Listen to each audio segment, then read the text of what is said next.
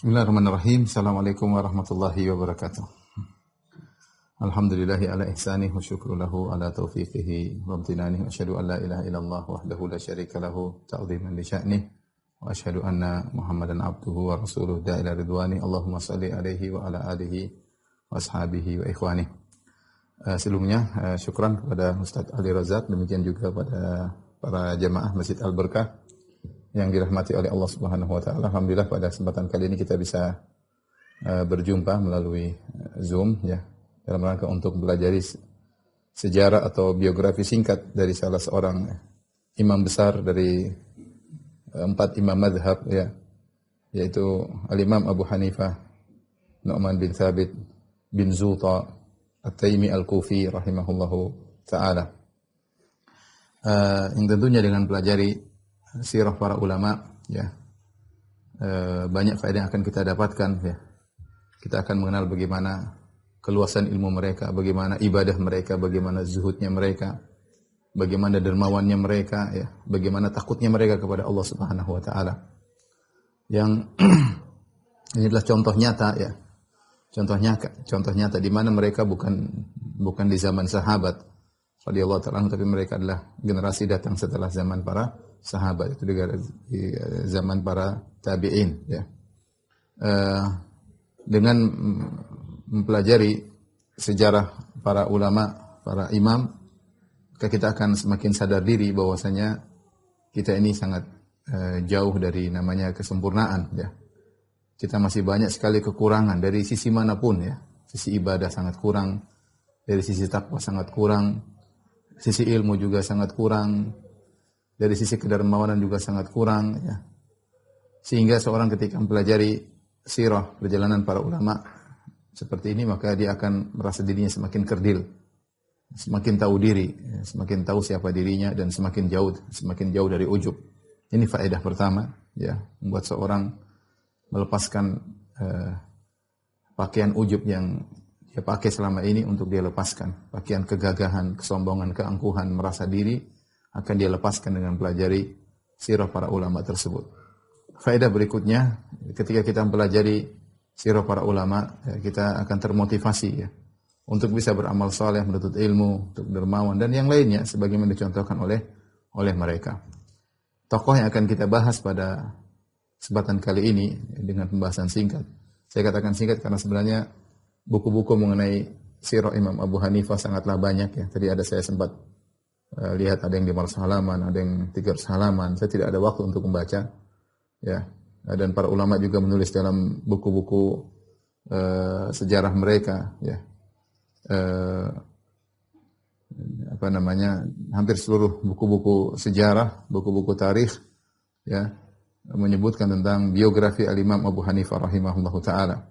Al-Imam Az-Zahabi saja ya, salah seorang mu'arrikh dari mazhab Syafi'i saja menulis biografi Al-Imam Abu Hanifah dalam banyak bukunya, di antaranya dalam Syiar A'lam Nubala yang ada di depan saya sekarang ini, di antara Tadhkiratul Huffaz, demikian juga dalam Mizanul I'tidal ya, dan dia punya buku juga juz'un khusus tentang Al-Imam Abu Hanifah rahimahullahu taala ya.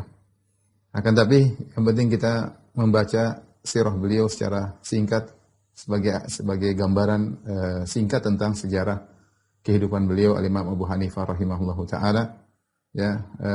Adapun secara detailnya maka silakan kembali kepada buku-buku yang mutawwal, yang panjang lebar membahas tentang biografi Al-Imam Abu Hanifah. Baik, kita akan bacakan biografi Imam Abu Hanifah. Ini pun saya ringkas dari kitab Syiar A'lam Nubala pada jilid ke-6 halaman 390 ya, dari Taba'ah Mu'assasah Risalah ya. Al-Imam Az-Zahabi rahimahullahu ta'ala berkata tentang Imam Abu Hanifah, Abu Hanifata al-imamu faqihul millah alimul Iraq, Abu Hanifah Nu'man bin Thabit bin Zuta At-Taimi Al-Kufi maula Bani Taimillah ibn Tha'labah, yuqalu innahu min abna'il Furs ya. Beliau adalah imam fakihnya Islam ya. Beliau adalah alimnya negeri Irak. Beliau adalah Abu Hanifah, namanya Nu'man bin Thabit bin Zuta At-Taimi. Adapun Al-Kufi. Kenapa dikatakan At-Taimi? Ada yang mengatakan bahwasanya nenek moyang beliau dahulu adalah budak yang dimerdekakan oleh Bani Taim. Makanya beliau dikatakan At-Taimi, nisbahnya kepada At-Taimi, dan At-Taimi adalah Arab. Tetapi beliau adalah budak yang orang nenek moyang beliau dulu dimerdekakan oleh dari Bani Taim, dan beliau dari Persia. Beliau dari Persia, min abna'il Furs. Pendapat yang lain mengatakan bahwasanya nenek moyang beliau tidak ada yang pernah menjadi budak, ya. Nenek moyang beliau tidak ada yang menjadi budak, sehingga hanya tidak nisbahkan kepada Taimi, ya. Wallahu alam bisawab, ya. Intinya beliau bukan orang Arab. Beliau bukan orang, tapi dari Persia. Bahkan disebutkan nenek moyang beliau berasal dari Kabul, yaitu dari Afghanistan.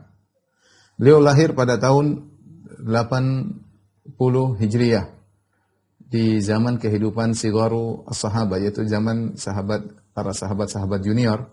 Ada nama Kibarus Sahabat, sahabat-sahabat senior, dan ada sahabat-sahabat junior. Oleh karenanya di antara sahabat yang pernah beliau lihat adalah Anas bin Malik. Anas bin Malik radhiyallahu taala anhu, disebutkan beberapa kali beliau melihat Anas bin Malik tatkala Anas bin Malik mengunjungi Al-Kufah.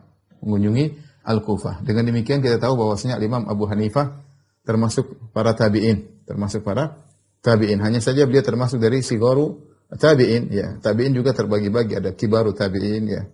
Dan ada juga sigharu tabi'in, ya. Sigharu tabi'in. Adapun kibaru tabi'in itu tabi'in yang bertemu dengan kibar sahabat, yang bertemu dengan sahabat-sahabat senior. Adapun Imam Abu Hanifah rahimahullahu taala, beliau hanya bertemu dengan sahabat-sahabat junior seperti Anas bin Malik, itu pun bertemu beberapa kali. Tetapi tidak ada satu riwayat pun yang beliau riwayatkan dari Anas bin Malik radhiyallahu taala anhu. Bisa jadi beliau masih kecil ketika bertemu dengan Anas bin Malik radhiyallahu taala anhu. Ya. Adapun guru beliau yang paling, ya, beliau riwayatkan, yang beliau meriwayatkan dari guru beliau adalah Atha bin Abi Rabah, ya. Kibaru tabi'in, ya. Dan guru beliau banyak, ya. Di antaranya guru-guru beliau Abu Hanifah, di antaranya Asy-Sya'bi, yaitu Amr bin Syarahbil, kemudian dari Amr bin Dinar Al-Makki, kemudian juga di antara guru beliau adalah Al-A'raj Abdurrahman bin Hurmuz, demikian juga guru beliau adalah Al-A'mash Sulaiman bin Mihran, para ahli hadis, ya. Di antara guru-guru beliau, di antaranya guru beliau juga disebutkan adalah Rabi'ah bin Abi Abdurrahman, yaitu gurunya Imam Malik. Beliau juga berguru kepada Rabi'ah. Jadi kita dapati ternyata di antaranya juga yang guru beliau yang terutama beliau mengambil fikih dari guru tersebut adalah Hammad bin Abi Sulaiman. Inilah guru utama dari Al-Imam Abu Hanifah rahimahullahu taala. Dari Hammad bin Abi Sulaiman lah kemudian Al-Imam Abu Hanifah mengambil fikih yang begitu luas, ya. Tapi kalau kita lihat dari guru-guru beliau, ternyata guru-guru beliau juga banyak ahlul hadis. Ya, seperti tadi Abdurrahman bin Hurmuz, kemudian A'mash Sulaiman bin Mihran, kemudian Sya'bi Amr bin Syarahbil, ya. Ini rata-rata ahlul hadis, ya. Amr bin Dinar, ya. Sehingga menunjukkan bahwasanya beliau juga punya ilmu tentang hadis. Hanya saja beliau lebih condong kepada ilmu fikih rahimahullahu taala. Kemudian kalau kita lihat dari murid-murid beliau, di sini Az-Zahabi menyebutkan guru beliau sangat banyak, ya. Puluhan, ya. Tapi saya sebutkan tadi di antara yang biasanya kita sering dengar, ya. Murid-murid beliau juga sangat banyak, sampai hampir 2 halaman disebutkan oleh Al-Imam Zahabi murid-murid beliau, ya. Ya, sangat banyak. Namun di antara murid-murid beliau yang terkenal adalah Abdullah bin Mubarak. Abdullah ibn Mubarak rahimahullah taala. Di antara ahli fikih Zufar, itu juga adalah murid beliau. Di antaranya ahli fikih adalah Abu Yusuf Ya'qub bin Ibrahim, kemudian juga Muhammad bin Hasan Asy-Syaibani, di antara ahli fikih yang belajar kepada beliau, ya. Dan banyak juga murid-murid beliau rahimahumullahu jami'an, ya. Ikhwan dan akhwat yang dirahmati Allah Subhanahu wa taala, para jamaah Masjid Al-Barkah yang dirahmati Allah Subhanahu wa taala, ya. Beliau rahimahullahu taala disebutkan memiliki orang tua yang kaya, ya, yang orang tuanya adalah Al-Khazzaz, yaitu penjual kain. Kemudian beliau membantu ayahnya, dan wallahu alam ketika ayahnya meninggal dunia maka beliaulah yang kemudian melanjutkan dagangan ayahnya, sehingga beliau bekerja sebagai al-khazzaz, yaitu tukang jual kain, sehingga beliau bukanlah orang miskin. Abu Hanifah bukanlah orang miskin, beliau adalah orang kaya. Bahkan disebutkan di antara kedermawanan beliau bahwasanya beliau memberi nafkah kepada murid-murid beliau, sebagaimana disebutkan oleh Abu Yusuf Ya'qub bin Ibrahim rahimahullahu taala, salah seorang murid utama dari Al-Imam Abu Hanifah rahimahullahu taala. Beliau berkata ketika beliau menuntut ilmu kepada Al-Imam Abu Hanifah, maka ayahnya memanggil Abu Yusuf untuk bekerja karena mereka kekurangan ma'isyah, kekurangan penghasilan. Maka akhirnya Abu Yusuf minta izin kepada Al-Imam Abu Hanifah, dia tidak bisa menghadiri majelis dalam rangka untuk membantu ayahnya. Maka kemudian Al-Imam Abu Hanifah dalam kesendirian memanggil Abu Yusuf, kemudian dia berikan kepada Abu Yusuf 100 dirham. Kata dia, berikan kepada keluargamu dan menuntut ilmu di sisiku. Ya. Kemudian ada waktu dia menurut Abu Hanifah sudah habis, maka dia kasih lagi. Subhanallah, kata Abu Yusuf, saya tidak pernah kasih tahu kapan habisnya 100 dirham, tetapi dia memberi 100 dirham tersebut pada waktu yang pas di mana uang saya habis. Itu menurut firasat Abu Hanifah, dia mengerti, dia ini ahli dagang, dia ngerti kebutuhan orang. Sehingga setiap habis 100 dirham dia kasih kepada Abu Yusuf. 100 dirham kira-kira kalau kita konversikan sekarang, 100 dirham dulu seperti 10 dinar ya. Atau kalau 1 dinar 12 dirham ya kira-kira 9 dinar. Kalau 1 dinar kira-kira 4/4 gram emas ya, kita kasih sekitar ya paling tidak 30 gram emas atau 35 gram emas atau 40 gram emas. Itu yang dia kasih kepada muridnya Abu Yusuf rahimahullah ta'ala agar belajar di sisi Abu Hanifah. Menunjukkan beliau adalah orang yang berada ya, orang yang berada. Ya. Dan beliau adalah seorang yang alim ya, sejak kecil sudah menghafal Al-Qur'an ya, dan terkenal sangat kuat hafalan beliau, hafal Al-Qur'an, dan sangat kuat ibadah beliau ya. Disebutkan sebab beliau menuntut ilmu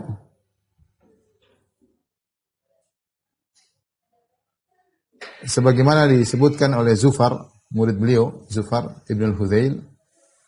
Dia bercerita, sami'tu Abu Hanifah yaqul, aku mendengar al-Imam Abu Hanifah bercerita, kuntu anzuru fil kalam hatta balagtu fihi mablaghan yusharu ilayya fihi bil asabi'. Aku belajar ilmu kalam, yaitu ilmu filsafat ya, sampai aku mencapai tingkatan yang tinggi sehingga aku orang-orang yaitu dicari dalam masalah ini, orang tahu aku orang hebat dalam ilmu kalam. Wa kunna najlis bil qurbi min halaqati Hammad bin Abi Salamah. Dan kami belajar ilmu kalam sementara di dekat kami ada halaqahnya Hammad bin Abi Sulaiman. Hammad bin Abi Sulaiman, ya, guru beliau. Faja'atni imra'atun yauman faqalat li, kemudian ada seorang wanita datang kepadaku dan berkata kepadaku, ya, wahai Abu Hanifah, rajulun lahu imra'atun amah arada an yutalliqaha di sana, kam yutalliqaha, ya.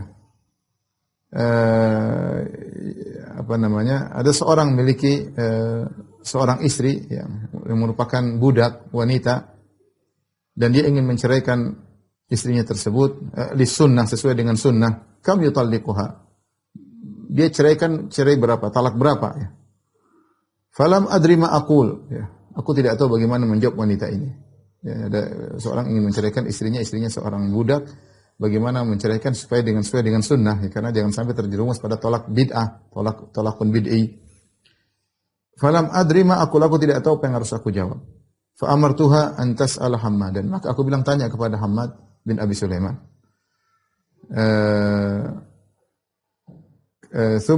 Thumma tarji wa tukhbiruni, ya. Kemudian wanita tersebut pergi kembali dan mengabarkan kepadaku. Ya. Maka dia bertanya kepada Hammad bin Abi Sulaiman. Hammad bin Abi Sulaiman menjawab, yutalliquha wa hiya tahir min al-haid wal jima' tatliqah. Ya, thumma yatrukuha hatta tahidha haidatain. Fa idza iktasalat faqad halat lil azwaj. Kata Hammad bin Abi Sulaiman, ceraikan wanita tersebut dalam kondisi suci dari haid ya, dan belum dijimai dengan talak 1. Kemudian tinggalkan wanita tersebut sampai dia haid 2 kali. Karena ini budak ya. Kalau dia sudah mandi, maka dia sudah halal untuk dinikahi oleh laki-laki yang lain. Faraja'at fa akhbaratni, maka dia pun kembali kepadaku dan mengabarkan kepadaku. Aku berkata, la hajata li fil kalam. Kalau begitu, apa fungsinya aku belajar ilmu kalam? Orang membutuhkan jawaban, aku tidak punya jawaban sama sekali. Aku enggak ngerti ilmu. Ya, maka setelah itu aku berkata aku tidak butuh dengan ilmu kalam, ilmu filsafat.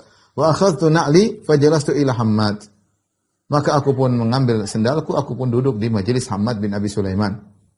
Wa kuntu asma'asmasailahu fa ahfadhu qawla. Aku pun mendengar ya masalah-masalah yang disampaikan oleh Hammad dan aku menghafal jawaban-jawabannya ya.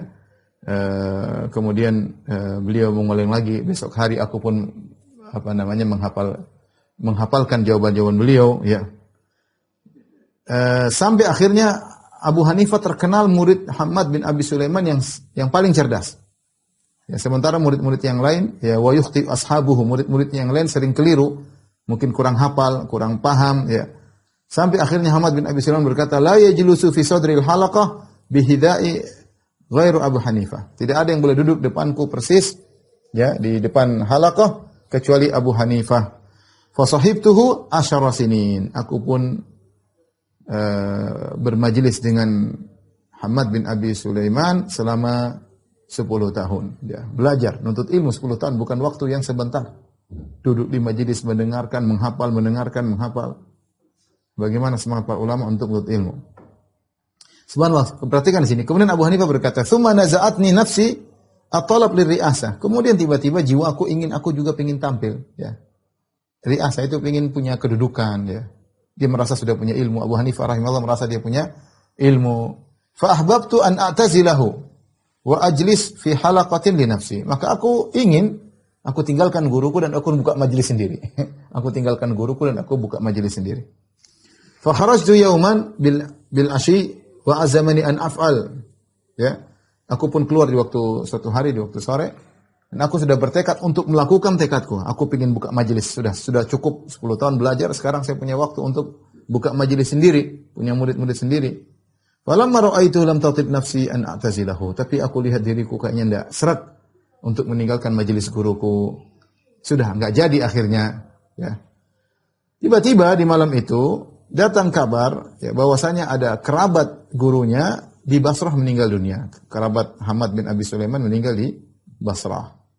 Dan dia kerabatnya tersebut meninggalkan harta ya, dan tidak ada ahli warisnya kecuali Hammad bin Abi Sulaiman, walaysa lahu waris illa ghairuhu ya. Maka Hammad bin Abi Sulaiman ingin bersafar ke Basrah dari Kufah pergi ke Basrah untuk mengambil warisannya.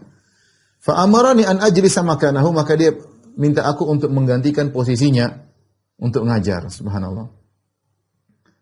Fama huwa ila an kharaja hatta waradat alayya masailu lam asma'ha minhu. Akhirnya aku menggantikan kedudukan guruku. Gurunya pergi, subhanallah, Allah memberikan, ya Allah punya cara. Abu Hanifah tadinya ingin punya majelis sendiri, akhirnya dia tidak mau, tapi Allah tetap kasih majelis kepada dia. Dengan mentakdirkan demikian, ternyata gurunya punya uzur, akhirnya pergi, ya. Dan akhirnya dia menduduki majelis gurunya dan dia mendengar pertanyaan-pertanyaan, ya. Ya, sampai akhirnya ada pertanyaan-pertanyaan yang tidak pernah aku dengar jawabannya dari Hammad bin Abi Sulaiman. Fa kuntu ujibu wa aktubu jawab. Artinya aku jawab tapi aku tulis jawabanku untuk nanti murajaah sama guruku. Fa ghaba syahraini tsumma qadim. 2 bulan dia ternyata enggak pulang-pulang, kemudian beliau datang rahimahullahu taala, lalu aku paparkan kepadanya jawaban-jawabanku. Ya, sekitar ada 60 permasalahan.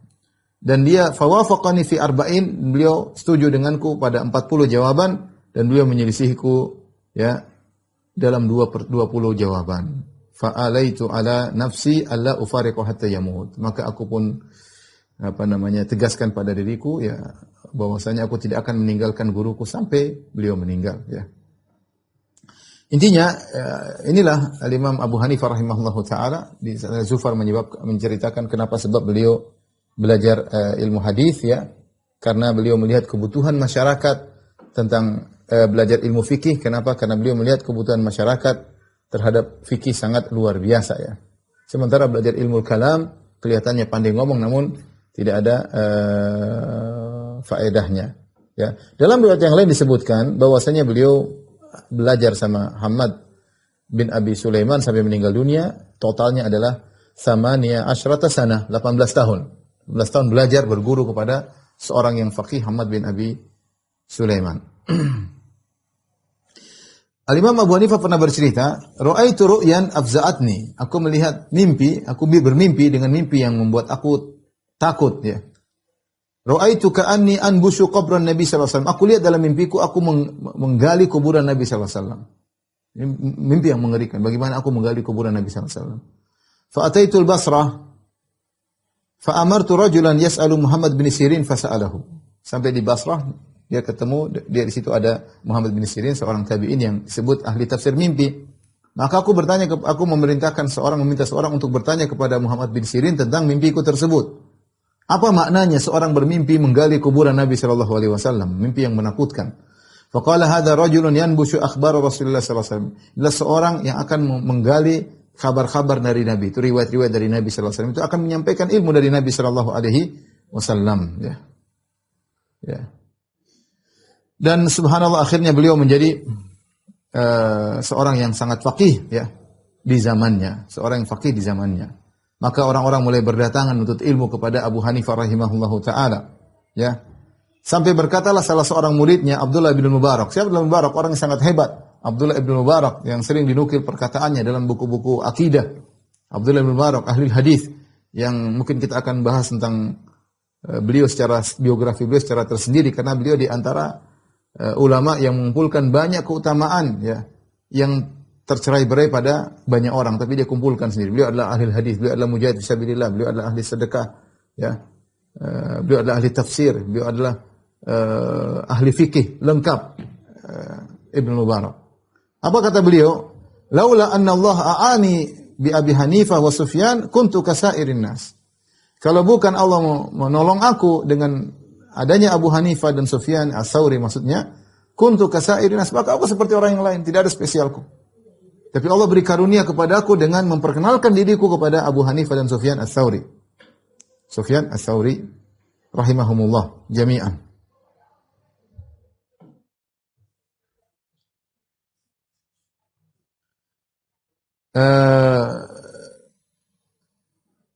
Bagaimana majelis Abu Hanifah? Disebutkan, saya akan bacakan tentang majelis Imam Abu Hanifah. Imam Abu Hanifah rahimahullah taala, beliau punya cara majelis tersendiri, ya.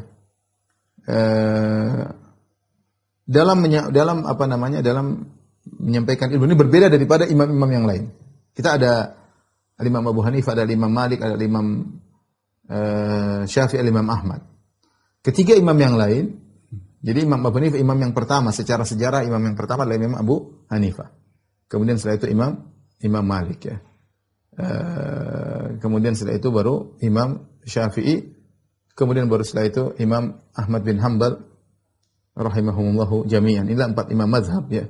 Yang pertama adalah Abu Hanifah. Abu Hanifah punya metode sendiri berbeda dengan 3 imam yang. Kalau 3 imam yang lain, ya, maka mereka yang mengajarkan kepada murid-murid mereka. Imam Malik mempunyai majelis, kemudian punya kitab Al-Muwatta, kitab hadis, kemudian dari ilmunya, kemudian murid-muridnya mengembangkan ilmu Al-Imam Malik, ya. Al-Imam Syafi'i rahimahullah lebih menakjubkan lagi. Beliau punya buku fikih, beliau punya buku usul fikih, Ar-Risalah, ya. Kemudian beliau punya murid-murid menukil dari beliau, kemudian berkembanglah mazhab Al-Imam Syafi'i rahimahullahu taala. Al-Imam Ahmad pun demikian, beliau punya majelis, beliau punya hadis, Musnad Al-Imam Ahmad, kemudian beliau punya murid-murid mengembangkan ilmu beliau. Tetapi kalau Al-Imam Abu Hanifah, murid-murid beliau adalah para ulama yang hadir di majelis beliau, kemudian terjadi diskusi. Jadi yang hadir bukan orang-orang awam, yang hadir para kibar ulama juga, ulama-ulama besar, ya. Para ulama-ulama besar, ya. Sampai disebutkan, ya,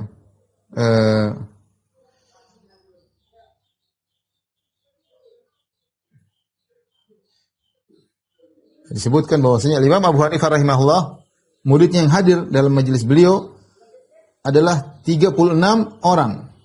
36 ulama yang hadir dalam majelis beliau.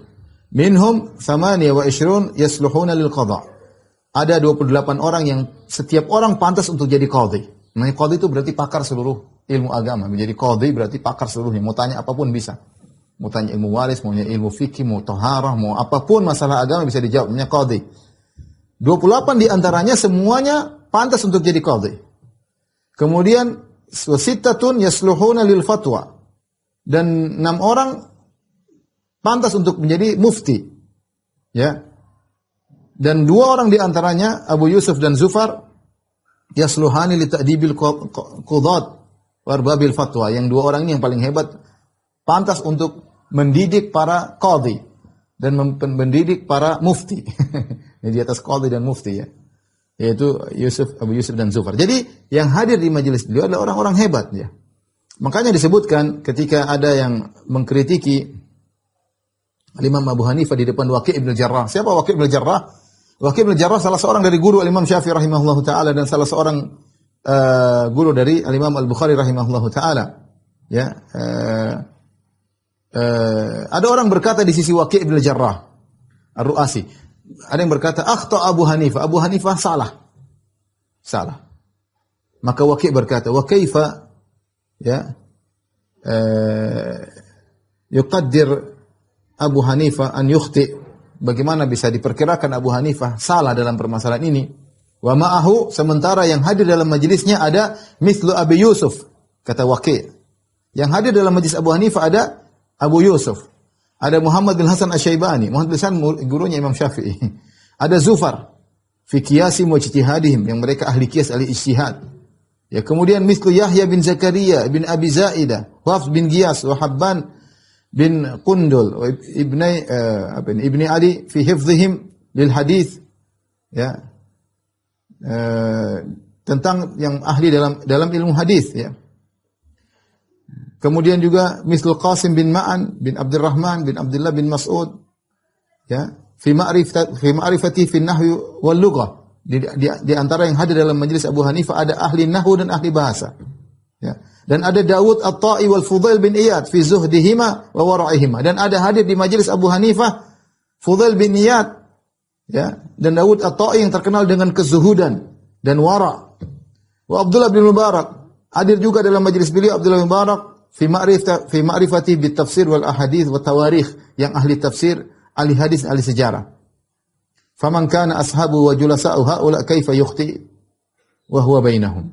Orang yang seperti ini, yang majelisnya dihadiri oleh orang-orang seperti ini, yang mereka saling munaqasyah, saling bertukar pikiran di antara mereka, ya, bagaimana mau salah? Artinya Imam Waqi' bin Jarrah Ar-Ru'asi ingin mengatakan, kamu jangan mudah-mudah menyalahkan Abu Hanifah. Dia bukan sendirian dalam ketika mengeluarkan fatwa, dia sedang berjamaah. Jadi sebagian ulama zaman sekarang mengatakan yang pertama kali membuat ide untuk diadakan majelis fikih, majma' fikhi seperti yang ada sekarang, seperti Darul Ifta, majelis ulama, ya, seperti Al-Majma' Al-Fiqhi, ya, kumpulan para fuqaha datang dari seluruh negara berkumpul, mungkin di Saudi, di Jeddah atau di mana, ya. Ini yang pertama kali mengadakan adalah Abu Hanifah rahimahullahu taala. Jadi caranya beliau menyampaikan permasalahan. Jadi yang hadir bukan orang-orang, bukan seperti kita-kita ini, ya, ulama yang hadir. Datang permasalahan yang berat-berat, kemudian dia munaqasyah, dia diskusikan dengan murid-muridnya. Itu cara Abu Hanifah dalam menyampaikan permasalahan. Subhanallah. Kemudian kadang satu permasalahan ya disampaikan, disebutkan dalam biografi Abu Hanifah. Kalau satu orang sudah permasalahan Abu Hanifah sampaikan, atau ada masalah yang masuk, ini masalah-masalah berat pasti, bukan masalah-masalah ringan. Maka mereka pada diskusi sampai ala aswatum, sampai suara mereka tinggi. Mereka bicara sana sini. Begitu Abu Hanifah mendengar semuanya, Abu Hanifah rahimahullah berbicara, semuanya diam.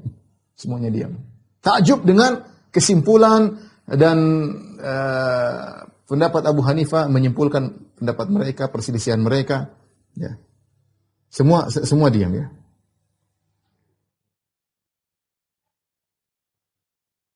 Jadi kalau mereka lagi ngomong, Abu Hanifah diam, ya. Disebutkan fa idza akhadha Abu Hanifah fi syahri ma huwa fihi sakatu ka'an laisa ahadun fil majlis. Kalau Abu Hanifah mulai bicara, semuanya diam, seakan-akan enggak ada yang hadir seorang pun kecuali Abu Hanifah. Padahal di situ ada Ada tokoh-tokoh tadi disebut, ada Ibnu Mubarak, ada Zufar, ada Abu Yusuf, ada Muhammad bin Hasan Asy-Syaibani, ada ahli-ahli para ulama. Masing-masing mungkin bisa punya mazhab sendiri-sendiri. Masing-masing mungkin bisa punya mazhab sendiri-sendiri ya. Qala Sulaiman. Ya. Sampai ada yang berkata, ada yang hadir mengatakan subhanallah man ansatal jami'. Siapa yang bikin orang semua diam? Kalau Abu Hanifah sudah berbicara. Ya. Dan terkadang satu permasalahan bukan sehari dibicarakan, kadang berhari-hari. Kadang mereka sebut, kadang sampai ya wa yunadhiruhum syahran aw akthar min dzalik. Kadang satu masalah dibahas sampai sebulan lebih. Ajib. Ini bukan orang bahlul yang berkumpul. Ini ulama. Bahas satu permasalahan satu bulan. Sementara kita ini orang zaman sekarang, satu permasalahan langsung bikin status, bahas ini. Satu permasalahan langsung bahas dengan status, ingin menampilkan dia yang paling cepat berbicara, dia yang paling cepat membahas. Orang semua menyoroti, ya. Meskipun ilmu kopas ya tentunya, kopas. Dahulu mereka takut kepada Allah Subhanahu wa taala. Ya. Mereka kumpul. Ini sekarang orang fatwa sembarang, oh enggak boleh, oh haram, boleh. Subhanallah. Bahasa enggak beres, usul fikih enggak pernah belajar. Entah hafalan di mana, Quran enggak tahu. Subhanallah, masa langsung asal jawab dengan haram atau boleh. Itulah zaman kita sekarang ini. Yang kadang satu permasalahan kita harus duduk berdiskusi, bisa jadi berhari-hari, bisa jadi sebulan lebih. Ini Abu Hanifah diskusi sama tokoh-tokoh ulama yang mereka tadi puluhan orang yang hadir, pantas setiap orang jadi qadhi. Mereka diskusi. Dan ini menunjukkan bagaimana mereka adab dalam diskusi. Mereka tidak bertengkar, bukan sekali bertemu kemudian buyar. Mereka berjalan menuntut ilmunya seperti itu. Bertahun-tahun seperti itu. Berarti apa? Dada lapang. Mudah mendengar pendapat yang lain. Mudah mengkritiki dan mudah dikritiki. Nggak ada masalah. Nggak ada masalah.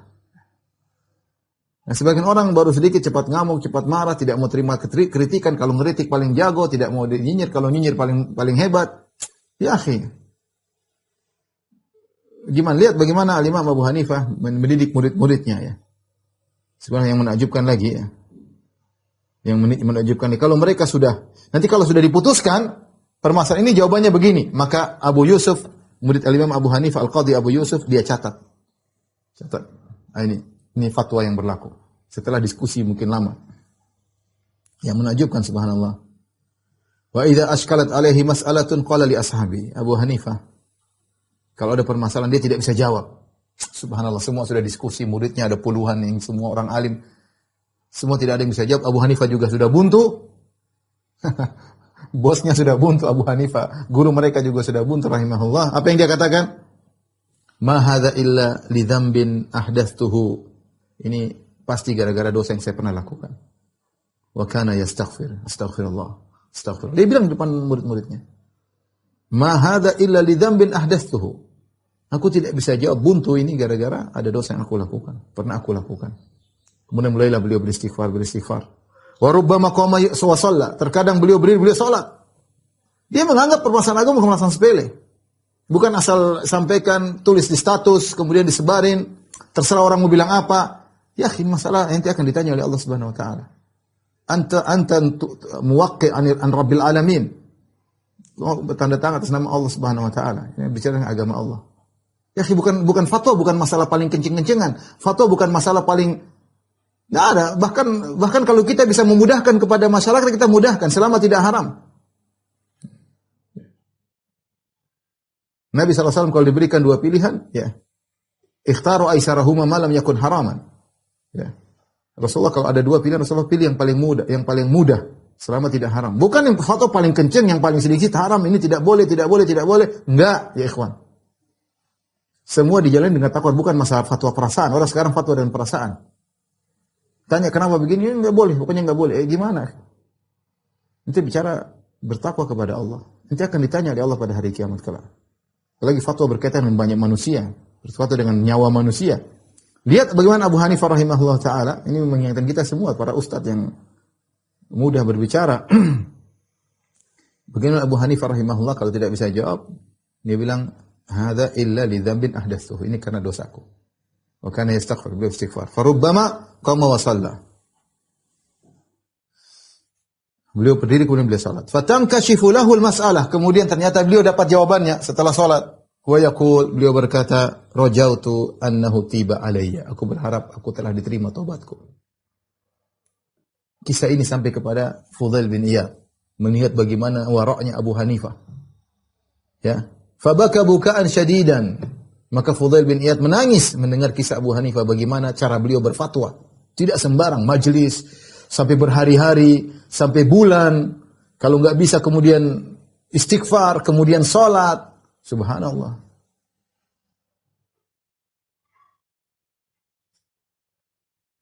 Fudail bin Iyad ketika mendengar kisah ini beliau menangis, beliau berkata, "Dzalika likillati dzambihi." Itu karena sedikit dosanya Abu Hanifah. Amma ghairuhu fala yantabih li hadza. Adapun yang lainnya, orang lain tidak perhatian dengan masalah seperti ini, ya. Taib. Ini di antara maksud Imam Tariqah beliau, metode beliau dalam menyampaikan ilmu, metode yang menakjubkan dan sekarang diikuti oleh para ulama zaman sekarang, ya. Kita lihat majma' fikih, majelis ulama, ya, Darul Ifta, baik di Saudi maupun di Mesir atau dimanapun, ya, mereka kumpul, mereka diskusi bareng-bareng, masing-masing disuruh tulis bahas pembahasan, mungkin butuh beberapa lama, seminggu, 2 minggu, sebulan, dikumpulkan, didiskusikan, harusnya begitu, itu yang lebih tepat. Kemudian didialogkan. Lihat di sini tadi majelis Abu Hanifah, ada ahli bahasa, ada ahli nahwu, ada ahli hadis, ada ahli tafsir, itu pun harus berbulan-bulan kadang. Ya. Oleh karena sampai terkadang dalam satu majelis kita dengar para ulama, dan ini dipraktekkan di Arab Saudi, kalau sudah buntu semuanya, ada 2 pendapat, mereka voting. Mana yang lebih banyak, ya itu yang difatwakan. Tetapi ditulis, ini fatwanya demikian, yang tidak setuju 1, 2, 3, 4. Artinya, ini semua adalah bentuk kehati-hatian. Muhammad bin Ayyub bin Dharis berkata, haddatsana Ahmad bin As-Sabah, sami'tu Syafi'i qala. Imam Syafi'i pernah berkata, qila li Malik. Dikatakan kepada Imam Malik, hal ra'aita Abu Hanifah? Pernahkah Anda melihat Abu Hanifah? Imam Malik ditanya. Imam Malik gurunya Imam Syafi'i. Imam dari hijrah, imamnya kota Madinah. Subhanallah. Orang alim. Malik bin Anas. Maka ditanya kepada Imam Malik, hal ra'aita Abu Hanifah? Pernahkah Anda melihat Abu Hanifah? Karena Abu Hanifah lebih tua dari beliau. Qala na'am, kata Imam Malik, iya saya pernah lihat. Ra'aitu rajulan law kallamaka fi hadhihi sariyah an yaj'alaha dhahaban laqama bi hujjatihi. Aku bertemu dengan seorang, jadi saking cerdasnya. Kalau dia bilang kepada engkau ini tiang adalah emas, dia akan bisa meyakinkan engkau bahwa tiang ini adalah emas. Dia akan datangkan dalil-dalilnya bahwasanya tiang kayu ini adalah emas.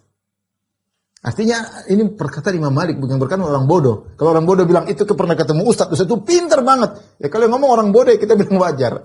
Tapi kalau yang ngomong misalnya orang alim terus memuji orang lain mengatakan itu orang alim banget, berarti benar super alim. Karena yang muji adalah orang alim, tapi kalau yang muji orang bahlul banyak zaman sekarang ini. Oh itu ustaz pintar sekali, oh itu hafalannya banyak. Orang-orang bodoh enggak ngerti mau diapain. Kemudian tersebar pujian-pujian tersebut di internet, ya biasalah. Karena nggak ngerti. Tapi ini ceritanya yang muji Imam Abu Hanifah, Imam Malik. Bukan orang bodoh, orang alim, orang takwa. Dia mengatakan, ra'aitu rajulan law kallamaka fi hadhihi sariyah an yaj'alaha dhahaban laqama bi hujjatihi. Aku bertemu dengan seorang yang saking cerdasnya, kalau dia bilang kepada engkau ini tiang dari kayu atau tiang dari batu ini adalah emas, dia akan bisa meyakinkan engkau, dia akan datangkan dengan dalil-dalilnya bahwa ini adalah emas. Subhanallah, Abu Hanifah, dari sini kita tahu bagaimana ketakwaannya, ya. Ketakwaannya, ya, takutnya kepada Allah, waraknya, ya, sedekahnya, ya. Beliau termasuk orang yang tidak mau menerima pemberian dari penguasa. Dalam sebagian wasiat beliau, kalau beliau tidak mau terima dari penguasa. Beliau alhamdulillah orang berada, ya. Beliau tidak menasihat untuk dekat dengan penguasa, ya. Kalau dipanggil oleh penguasa maka beliau bilang datangi suatu keperluan. Ya. Intinya beliau orang yang warak. Dari Asad bin Amr, anna Abu Hanifah rahimahullah shallal isya wa subh bi wudu'in 40 sana. Dia mengatakan Abu Hanifah Salat Isya dengan subuh dengan sekali wudu. Selama 40 tahun. Dengan wudunya Isya maksudnya dia salat sampai salat subuh, satu wudu. Saya kadang pertama baca ini kok begini sampai lama puluhan tahun seperti ini. Apa benar? Ya. Apa benar?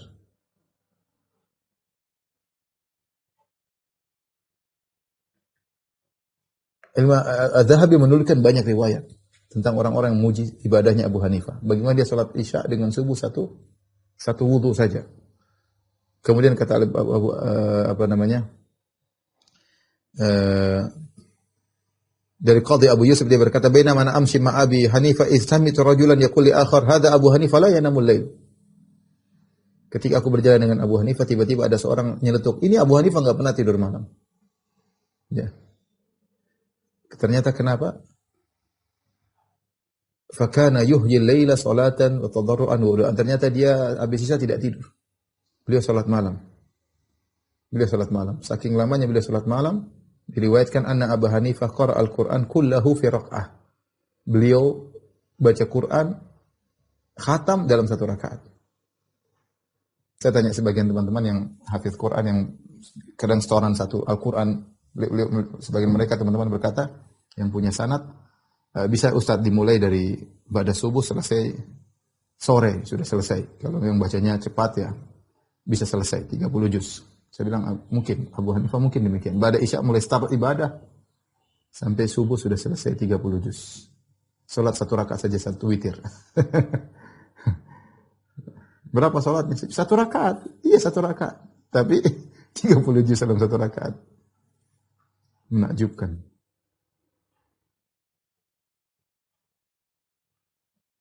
Jadi di antara keistimewaan Abu Hanifah ya, sangat kuat beribadah, bahkan diriwayatkan dari banyak wajah, dari banyak riwayat bahwasanya beliau bis terkadang beliau khatam Quran dalam satu rakaat, terkadang tidak selalu.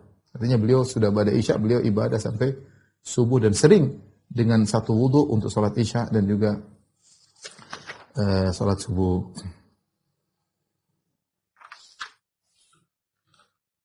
Beliau disebutkan dari putranya Hamad bin Abi Hanifah, ya. Dari Abu Yusuf kita bicara tentang bagaimana sifat Abu Hanifah. Karena Abu Hanifah raba'ah, Abu Hanifah raba'ah, raba'ah itu tidak terlalu tinggi, terlalu tidak pendek, sedang. Min ahsanin nasi surah, ganteng orangnya. Min ahsanin nasi surah, bentuknya indah ya. Ablaghihim nutqan, kalau bicara sangat fasih ya. Wa adabihim nagmah, kalau didengar juga enak didengar ya. Kemudian juga dari Hamad bin Abi Hanifah dari anaknya, kana abi jamilan, ayahku tampan kata anaknya. Ta'luhu sumrah ya, agak-agak kehitam-hitaman itu, coklat-coklat, tidak putih. Hasan al-hay'ah, penampilannya bagus, katsirut ta'attur, sering pakai minyak wangi ya. Hayuban itu orang segan sama beliau, la yatakallamu illa jawaban, beliau tidak bicara kecuali menjawab. Wala yakhudu rahimahullah fi ma la ya'ni, dan beliau tidak pernah ikut campur dengan apa yang bukan urusan beliau. Beliau tidak pernah masuk dengan perkara yang bukan urusan beliau. Ini yang bikin orang apa namanya hemat umur ya tadi, kalau tidak ikut campur urusan orang. Ini ciri al-Imam Abu Hanifah rahimahullahu taala. Makanya saya pernah sampaikan kisah saya baca di salah satu medsos ya, disebutkan ada seorang dia sering minum kopi, minum kahwa Arab. Sampai banyak minum kopi banyak. Akhirnya ada orang penasaran tanya sama dia. Saya lihat antum banyak sekali minum kahwa Arabiyah ya. Kahwa Arabiyah itu warna coklat. Jadi saya juga suka ya, kalau di Madinah kita sering minum pakai korma. Tapi minumnya banyak. Saya ada yang penasaran tanya, kamu kok minum kahwa banyak sekali, minum kopi Arab kok banyak sekali? Dia bilang, kakek saya umurnya lebih dari 100 tahun. Oh iya, gara-gara minum kahwa, minum kopi. Enggak, kakek saya 100 tahun lebih, dia tidak pernah ikut campur urusan orang. Tidak pernah ingin tahu urusan orang. Tidak seperti kamu, ingin tahu kenapa saya minum kopi banyak, bukan urusanmu. Jadi kalau Anda ingin menghemat waktu, menghemat umur, jangan suka campur urusan orang. Ya orang kalau enggak usah tahu urusan orang, ya. Imam Abu Hanifah itu di antara sifatnya, tidak ikut campur urusan orang, tidak ingin tahu urusan orang lain.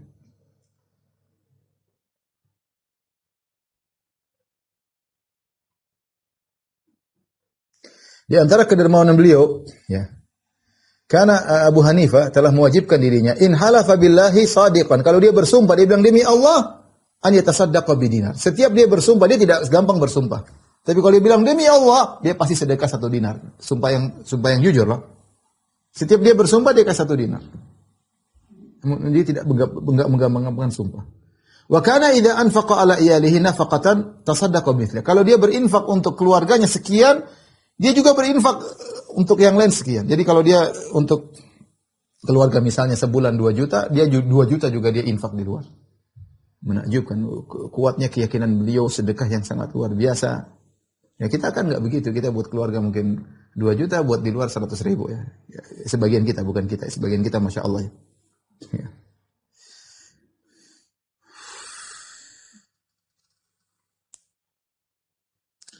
Qala Abu Asim An-Nabil ahli hadis, kana Abu Hanifah yusamma al-watat li kathrati salatihi. Dia disebut dengan al-watit atau al-watat, yaitu pasak.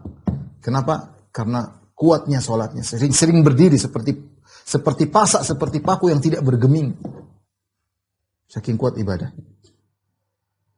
Kana Abu Hanifah, kata Syarik, kana Abu Hanifah, ini semua ahli hadis yang menyampaikan tentang Abu Hanifah. Kana Abu Hanifah tawila samti, katsir al-aql. Ya, beliau adalah sering diamnya dan kuat akalnya. Ya. Bukan banyak omong tapi akalnya rendah.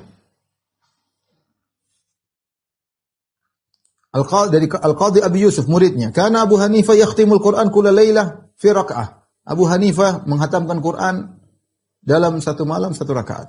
Ya. Ini tadi saya sebutkan ya. Riwayat banyak dari beberapa sahabatnya, beberapa murid-muridnya menyebut Abu Hanifah demikian ya. Di antara bentuk ketakwaannya, An Yazid bin Kumaid sami'a rajulan yaqul li Abi Hanifah. Ya. Ada seorang berkata kepada Abu Hanifah, "Ittaqillah," bertakwalah kepada Allah Abu Hanifah. Fantafadha wasfarra wa atraqa. Beliau kaget, kemudian beliau wajah menguning.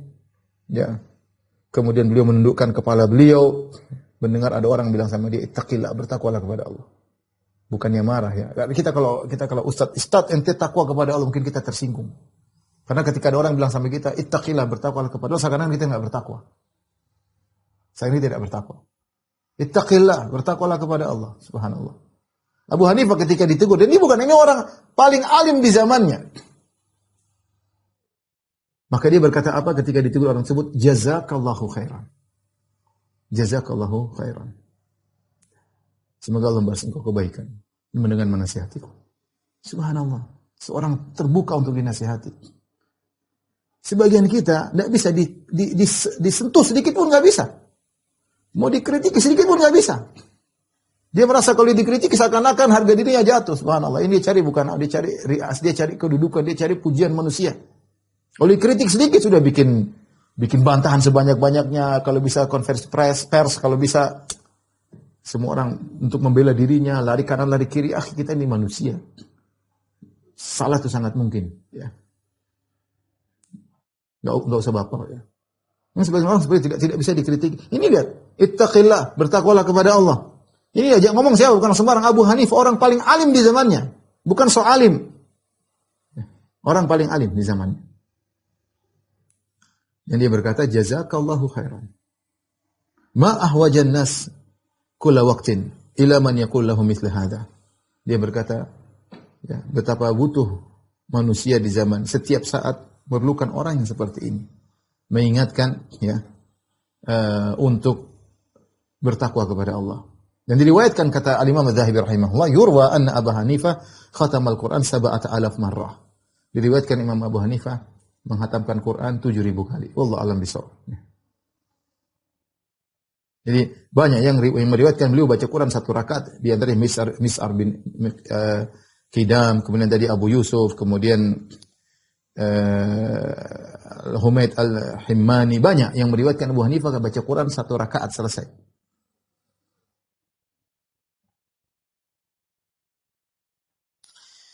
Dan di antara biografi Abu Hanifah, beliau tawadhu ya, kepada ibunya. Ya. Disebutkan di zaman ibunya, dia sangat berbakti sama ibunya. Abu Hanifah orang yang paling alim. Dia punya ibu senang dengan seorang ya tukang ceramah di masjid ya. Tukang ceramah di masjid. Ada permasalahan yang ibunya ingin tanyakan, Abu Hanifah sudah kasih fatwa, ya. Tapi ibunya tidak mau. Kata ibunya, ya Abu Hanifah, saya ingin dengar dari si fulan yang di masjid. Si fulan tersebut hanya pandai ceramah, ya. Ada orang pandai ceramah tapi bukan orang alim. Tapi Abu Hanifah dengan tawadhunya tidak mengatakan, "Mak, itu siapa sih, Mak, dibandingkan saya? Murid saya nih, ini murid saya, lihat nih, ini. Qadhi semua murid saya, ini orang alim, ini pakar bahasa, ini pakar ini, semua belajar sama saya. Mama ngapain tanya sama orang itu?" Abu Hanifah enggak begitu. Dia ajak ibunya. Ya udah, kalau mama mau tanya sama dia, dia ajak. Ajak ketemu dengan orang tersebut. Subhanallah. Dia dengan tawadhu. Ya, seperti dikatakan bahwasanya azhadun nas fil alim ahluhu. Orang yang paling tidak menghargai seorang alim biasanya kerabatnya sendiri, keluarga sendiri. Ada seorang alim, mungkin dia alim tapi dihargai, dihormati sama orang, ternyata anaknya kurang menghargai, ibunya kurang menghargai, kakaknya kurang menghargai, adiknya kurang menghargai. Abu Hanifah ibunya kurang mengerti siapa dia. Ya. Tapi ketika ibunya minta jawaban dari orang, diantar. Kemudian dia bilang kepada si fulan, ibu saya punya pertanyaan. Ya, engkau yang kasih fatwa lah Abu Hanifah. Bagaimana saya memfatwa engkau ada? Saya sudah jawab tapi tidak kasih tahu. Akhirnya si fulan tadi mengatakan, "Ya Abu Hanifah, masalahnya apa jawabanmu?" Kata Abu Hanifah, "Jawabanku adalah begini-begini." Kata orang tersebut, "Jawaban saya sama dengan jawaban Abu Hanifah." Baru ibunya mau terima, tawadhu kepada orang tua. Rahimahullah. Ya. Di antara yang menakjubkan, saking takutnya kepada Allah Subhanahu wa taala, Imam Abu Hanifah ditawarin berulang-ulang untuk menjadi qadhi, dia tidak mau. Tahu kalau jadi qadhi dihormati orang, punya jabatan, punya gaji khusus, orang hormat, orang takut. Mufti dia mufti. Ini di antara dalil para ulama membedakan antara mufti dengan qadhi, ya. Kalau mufti fatwa, dia kasih fatwa, bisa diterima, bisa enggak. Tapi kalau qadhi, kalau di suatu negara ada qadhi, dia keluarkan fatwa, itu yang dijalankan. Itu yang dijalankan. Dia beda, ada ifta dengan qadha. Ya beda, ya. Abu Hanifah mufti, dia jawab pertanyaannya, itu kewajiban seorang alim. Tapi ketika diangkat menjadi qadhi, dia enggak mau. Bahkan dipukulin berulang-ulang, dia enggak mau jadi qadhi. Dia enggak mau jadi qadhi.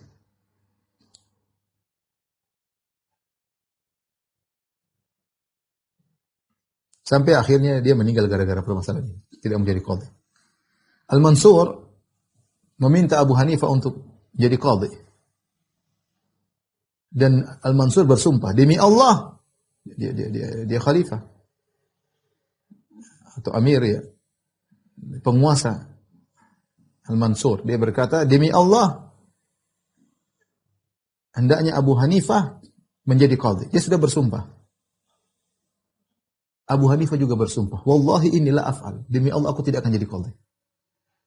Maka ada yang menegurnya, dia mengatakan, wahai Abu Hanifah, Amirul Mukminin yahlif, wahai Abu Hanifah, khalifah, Amirul Mukminin sudah bersumpah agar kau menjadi qadhi, wa anta tahlif, engkau sekarang bersumpah.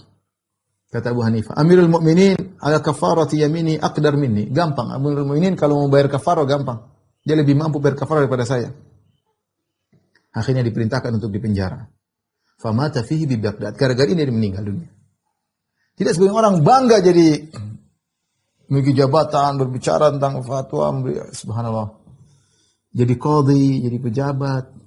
Abu Hanifah tidak demikian, ya. Ya. Beliau takut, bahkan beliau meninggal gara-gara hal tersebut.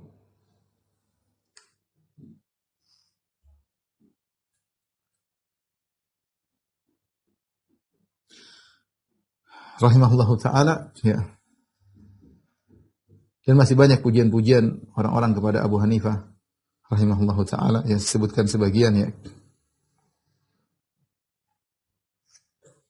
Di antaranya seperti Ali bin Asim berkata, "Law zina ilmu Imam Abi Hanifah bi ilmi ahli zamanihi la raji'a alaihim."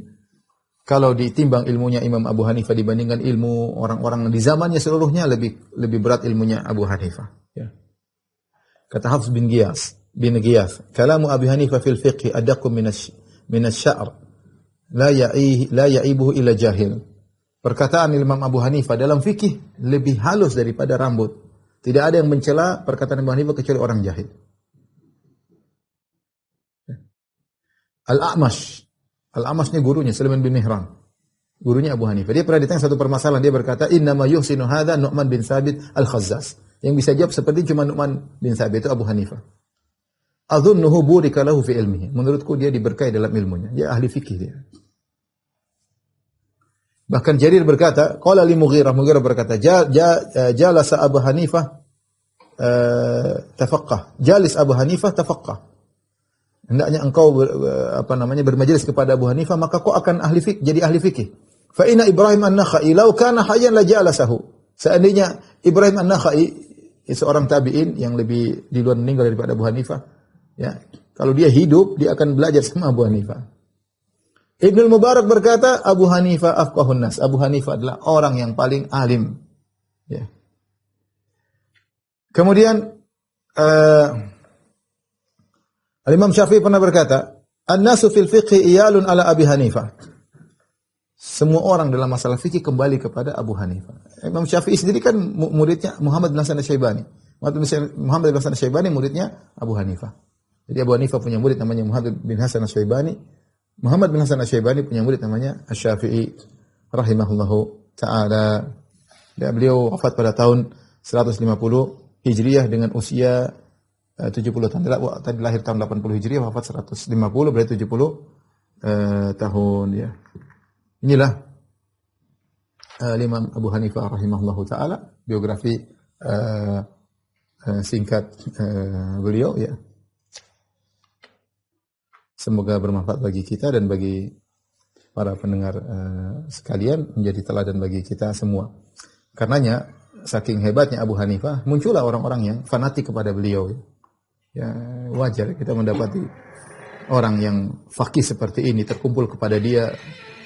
Ya, saya bayangkan kalau Imam Abu Hanifah hidup di zaman kita, dermawan, ganteng, kemudian harum orangnya, wangi, banyak diamnya, kalau ngomong cerdas banget, muridnya banyak, ya, takwanya luar biasa, khatam Quran setiap malam 1 rakaat. Kira-kira mungkin orang bilang dia nabi saking mengagungkannya. Jadi orang taklid sama dia wajar.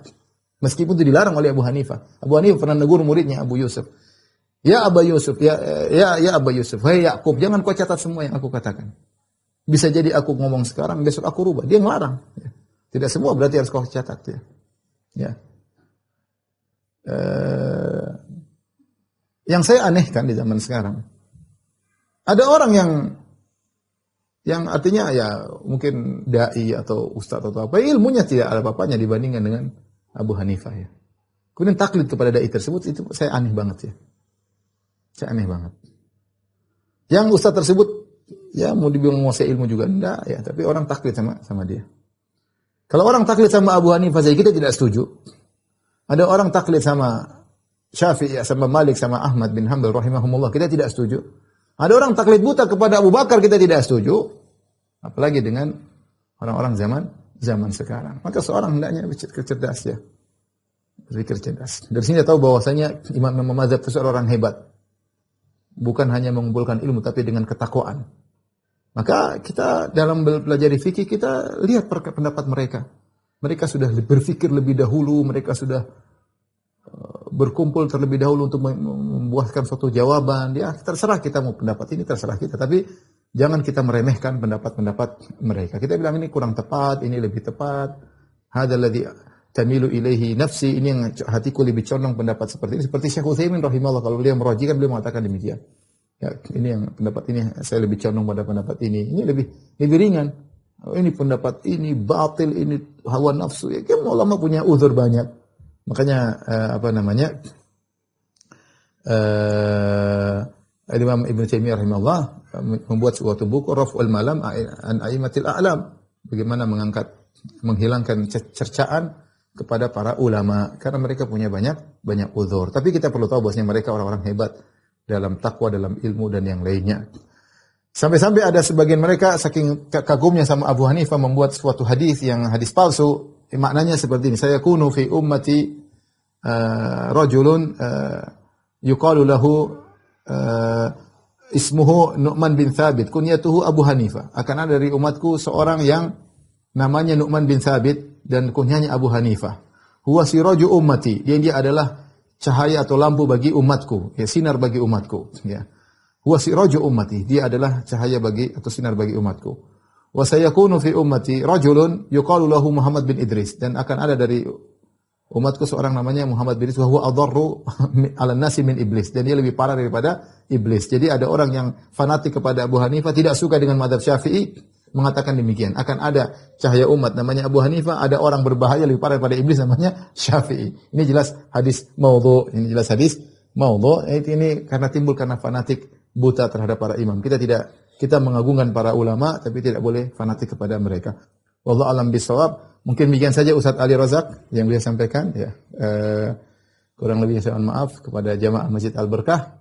Dirahmati Allah Subhanahu wa taala, semoga pengajian kita diberkahi oleh Allah Subhanahu wa taala dan menjadi penambah berat timbangan kebajikan kita di akhirat kelak. Dan semoga kita bisa mencontohi para ulama ya sedikit demi sedikit ya. Kalau kita lihat kayaknya mustahil, tapi ya sedikit-sedikitlah kita berusaha mengikuti para ulama ya, dengan semoga kita bisa dikumpulkan bersama mereka, para sahabat dan juga Nabi sallallahu alaihi wasallam. Wabillahi taufiq wal hidayah. Assalamualaikum warahmatullahi wabarakatuh.